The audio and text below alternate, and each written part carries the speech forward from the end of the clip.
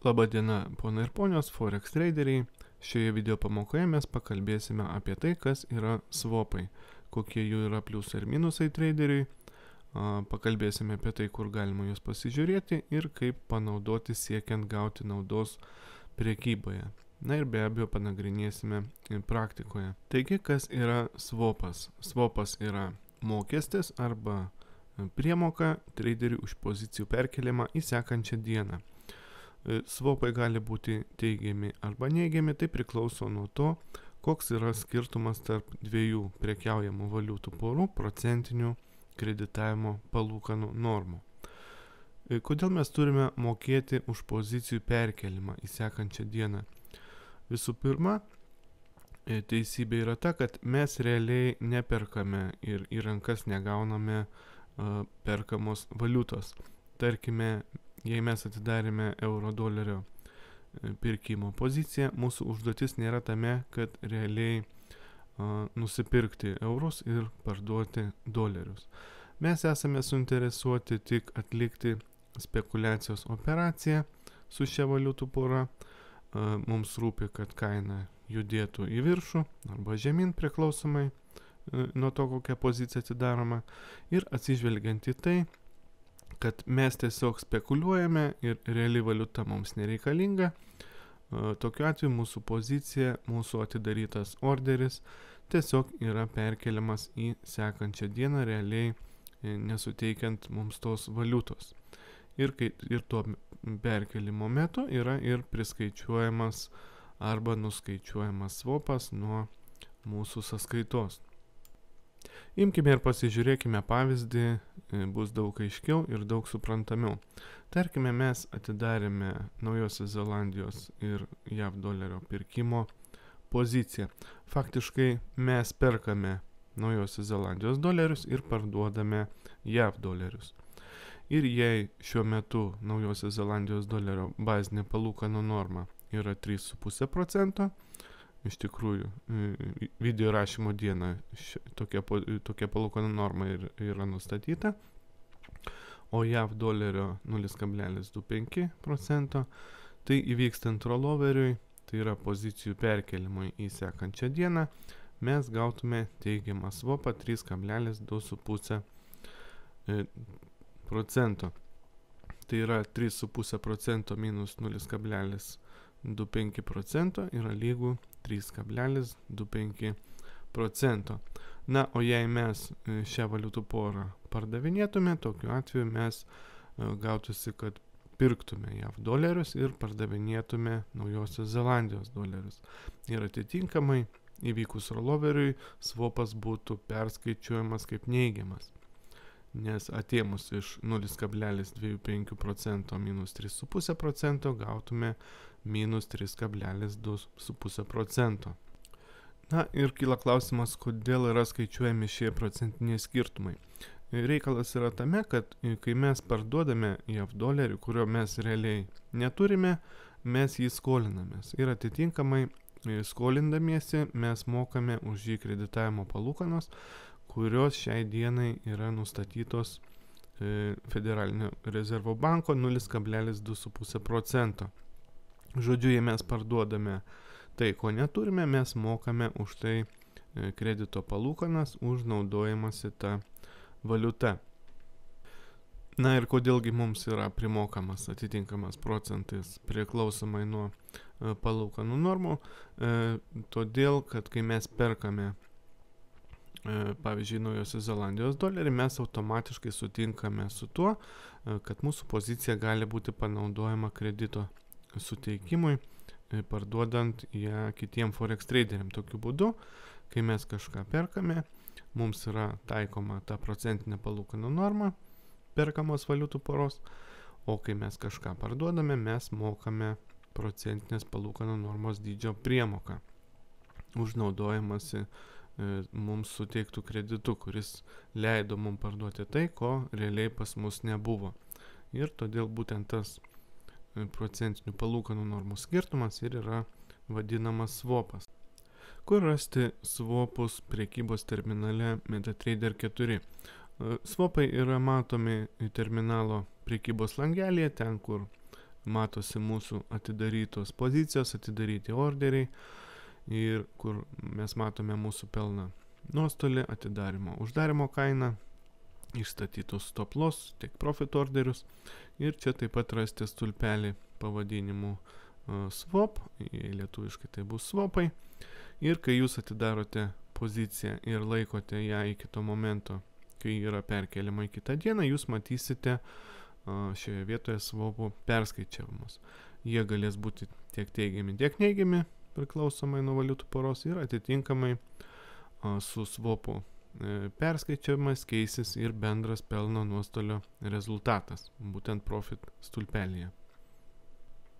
Atkreiptinas dėmesys, kad naktį iš trečiadienio į ketvirtadienį yra įmamas arba mokamas trigubas swapas.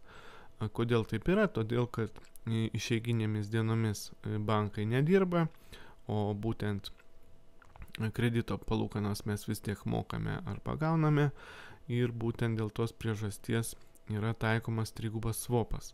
Na ir atsižvelgiant į tai, kad savaitgaliais rinkos nedirba, swapai yra perskaičiuojami būtent trečiadienį.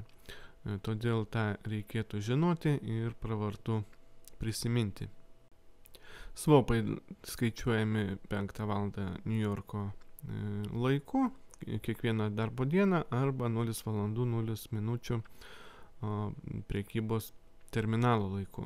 Na, Lietuvos laiku tai būtų 12 valanda nakties. Kur pažiūrėti swapų dydžius?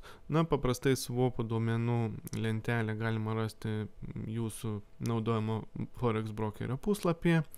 Šiuo atveju RoboForex brokerio puslapyje tai galima rasti skyriuje Conditions ir Contract Specifications.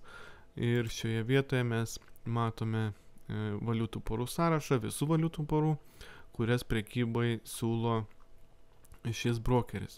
Taip pat valiutų poros gali skirtis pasirenkant konkrečius sąskaitos tipus, na, bet iš esmės sąrašai yra tokie patys.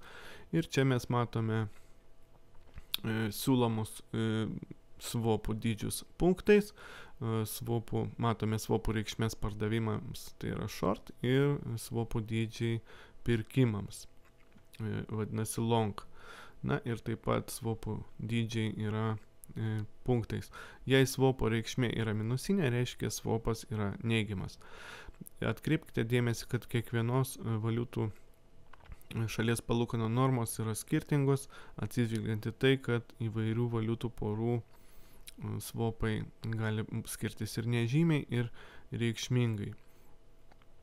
Tarkime, jei valiutų pora, tarkime, euras doleris, pagrindinė valiutų pora, swapai pardavimams yra minus 0,05 punkto, o pirkimams yra minus 0,09. Na, tai iš tikrųjų reikšmė yra nedidelė, ar swapas yra pardavimam ar pirkimam. Na, o jei paimti, pavyzdžiui, Australijos dolerį su JAV doleriu, jau matome, swapai pardavimam yra minus 1,1 punkto, o pirkimam 0,46 punkto plus. O matome, reikšmė yra didesnė. Na, o štai jei paimti dolerį ir meksikietišką pesą, matyti, kad trumpųjų pozicijų pardavimų swapai beveik sudaro 8 punktus, o ilgųjų pozicijų pirkimo virš minus 16. Vadinasi, jei tokią poziciją atidarytume ir laikytume ilgiau nei savaitę, jau tokie pokyčiai būtų gana reikšmingi. Na, taip pat swapų dydžius galima pasižiūrėti ir jūsų prekiaujamame terminale, valiutų sąrašo langelėje, būtent kuris vadinasi Market Watch, ir spausti dešiniu pelės mygtuku, pasirinkti Symbols ir šiame sąraše pasirinkti jūs dominančią valiutų porą. Na, tarkim, Australijos doleris, spaudžiam Properties ir čia matome, kad swapas ilgosiam pozicijom yra 4,5 punkto, o trumposiam minus 10,99 punkto. Na ir logiškai kyla klausimas, ar prekiaujant verta kreipti dėmesį į swapus.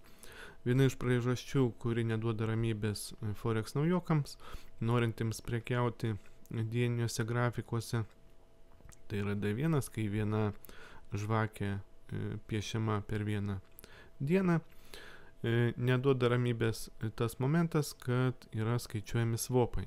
Na, naujokai galvoja maždaug taip, jei aš kiekvieną dieną už pozicijų perkelimą turėsiu mokėti kažkokius tai swapus, tai rezultate mano nuostoliai bus didesni. Toks teiginys iš tikrųjų nėra teisingas, kadangi jei neprekiaujama yra kažkokiamis egzotinėmis valiutų poromis, į swapus galima nekreipti visiškai jokio dėmesio. Aš asmeniškai prekiauju dieniniuose grafikuose ir į swapus nekreipiu absoliučiai jokio dėmesio. Atsižvelgiant į tai, kad pagrindinių didžiųjų valstybių centrinių bankų palūkanų normos šiuo metu yra labai mažos, tai swapai, ar jie teigiami, ar jie neigiami, neturi visiškai jokios reikšmės pozicijos pelningumui. Todėl, jei paimtume pagrindinę valiutų porą eurą dolerį, swapai nuo jos sudarytų labai mažą reikšmę. Net jei laikyt poziciją 10 dienų, 2 savaitės, jums būtų, pavyzdžiui, priskaičiuoti -5 punktai. Na ir kas dieniniuose grafikuose, take profit dydis paprastai būna nuo 100 punktų, todėl sutikite, kad swapas tokiu atveju didelės reikšmės neturi. Todėl jei jūsų strategija nenumato laikyti pozicijų daugiau nei 2 savaitės, į swapus galite nekreipti visiškai jokio dėmesio. Na, o jei jūs esate daugiau pozicinis traderis, greičiau priskirtinas prie investuotojų ir mėgstate laikyti pozicijas ilgai, po keletą mėnesių, galbūt dar ilgiau, tai į swapus verta atkreipti dėmesį ir juos pasižiūrėti. Kadangi jei pozicija yra laikoma pusmetį ar daugiau, per tą laiką gali susidaryti visai nemenka suma. Na ir kaip elgtis tuo atveju, jei jūsų strategija numato laikyti pozicijas mėnesį ar daugiau. Tokiu atveju jums praverstų sąskaitos be swapų. Kitaip tariant, vadinamos swap free account. Na ir šiais laikais praktiškai visi brokeriai suteikia galimybę atsidaryti tokias sąskaitas. Atsidarant sąskaitą, tai reikia nurodyti, kad jūs norite, kad swapas nebūtų skaičiuojamas, būtų swap free sąskaita. Na ir taip pat reikia atsiminti, kad tokiu atveju bus įmama komisija už pozicijos atsidarimą, nes suprantama, kad brokeriui reikia kompensuoti savo nuostolius. Na ir komisijos dydis matome konkrečiai brokerio RoboForex sąlygos yra numatyta pagal konkrečias valiutų poras, pagal grupės yra įmamas 5 dolerių komisija bendrom, pagrindiniam valiutų porom, na ir egzotikai matome įmama didesnė, 10 ir atitinkamai 30 dolerių komisijos mokestis. Na, o tiems, kas norėtų įsigilinti į swapų temą labiau, internete galima rasti ir pasižiūrėti, kokios palūkanų normos yra pasaulyje šiuo metu. Pavyzdžiui, neblogas puslapis, kurį išmeta Google, yra forexstreet.com. Lentelėje matome Europos centrinio banko, Australijos, Kanados, Indonezijos ir kitų bankų nustatytas palūkanų normas, kokios yra šiuo metu. Galima pasižiūrėti. Taip pat galima pasižiūrėti, kokios normos yra buvę nustatytos anksčiau. Na ir taip pat matome datas ir valandas, kada bus banko posėdis ir vėl bus svarstoma palūkanų norma. Taip pat reikia pasakyti, kad egzistuoja Forex strategijos, kurios paremtos būtent swapais ir tokias strategijas vadina carry tradingu. Esmė čia yra ta, kad atidaryta pozicija būtų laikoma kiek galima ilgiau ir būtų gaunamas teigiamas swapas. Praktiškai strategija yra padaryta taip, kad pelnas būtų gaunamas iš swapų, o ne iš kainos judėjimo krypties. Na, carry tradingas buvo labai populiarus iki 2000 2008 metų krizės, kai, pavyzdžiui, valiutų poroje svaras Japonijos jena, kai šios valiutų poros bendras trendas keletą metų buvo kylantis, o palūkanų normos skirtingos. Japonijos jenos norma buvo itin maža, o svaro ganėtinai didelė, berods 4,5%. Ir pirkimo swopai buvo teigiami ir labai nemaži. Na ir pirkėjai uždirbo ne tik iš kylančio trendo, bet ir iš swapų. Na, carry tradingui yra būtina, kad valiutų poros turėtų reikšmingą ir kuo didesnį swapą. Tarkime, valiutų porai euras doleris taikyti carry tradingą būtų beprasmiška, ir nes swopai yra labai maži. Todėl būtina ieškoti tokių valiutų porų, kur swopas būtų didelis. Taigi grįžtame į brokerio puslapį ir čia ieškome didelių swapų skirtumų. Na ir panagrinėjus į akis krenta pora doleris Afrikos randas, kurio yra swapas pardavimų pozicijai 9,48 punkto, o pardavimų minus 12,37. Na, pirkimo pozicijos mus nedomina, kadangi swapas yra neigiamas, o štai pardavimo pozicija gali būti reikšminga. Na, padauginus, jeigu laikytume tokią poziciją 5 dienas, padauginus iš 5, jau žiūrėkite, gautume apie 50 punktų pelno vien iš swapų. Tačiau atkreipkite dėmesį, kad spredo dydis šios valiutų poros yra net 25 punktai. Atsižvelgiant į tai, dėl tos priežasties tokią poziciją būtų atidarinėti rizikinga. Na, paieškokime valiutų porų su teigiamu swapu. Na ir čia į akis krenta pora euras Naujosios Zelandijos doleris, kurio swapas pardavimams yra 1,04 punkto, o pirkimams minus 2,35. Tačiau spredas šios valiutų poros yra palyginti nedidelis, 1,2 punkto. Taigi, ar yra prasmė tiesiog atidaryti pardavimo poziciją ir laikyti ją ilgą laiką? Na, o kas jei šios valiutų poros trendas yra kylantis, o ne krintantis? Tokiu atveju pardavimų pozicijos laikyti neapsimokėtų, nes ilgalaikėje perspektyvoje mes prarastume pinigus kainai augant. Todėl yra būtina rasti tokią valiutų porą, kurios ne tik swapas būtų teigiamas, bet ir palankus ilgalaikis trendas, kuris geriausiai, kad truktų keletą mėnesių ar net metų. Na, pasižiūrėkime, ar valiutų pora euras Naujosios Zelandijos doleris turi ilgalaikį trendą žemyn. Na, dieninėme grafike matome, kad praktiškai be jokių indikatorių galime pasakyti, kad ilgalaikio krintančio trendo nėra, jisai buvo, tačiau porai atsispyrus nuo štai šio palaikymo lygio 1,398 vyrauja stiprus bulių trendas, kuris neaišku kada baigsis. Na ir atitinkamai ši valiutų pora mums netinka, nes jokie swapai mums neatneš didesnio pelno, nei kyla kaina. Na, dar viena valiutų pora, Australijos doleris ir Japonijos jena. Matome, yra swapai pardavimam minus 0,95 punkto, o pirkimam plus 0,41. Spredas nedidelis.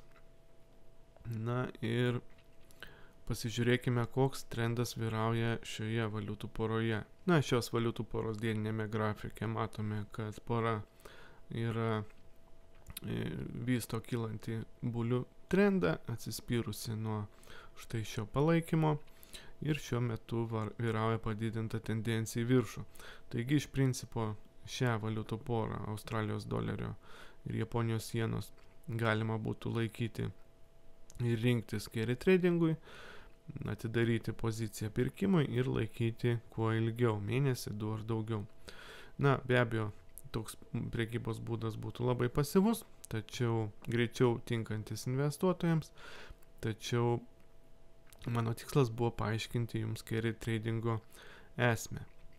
Tam kartui tiek, ačiū uždėmesi, video įrašytas specialiai puslapį forexprekiautoportalas.lt. Iki pasimatymo kitose video pamokose.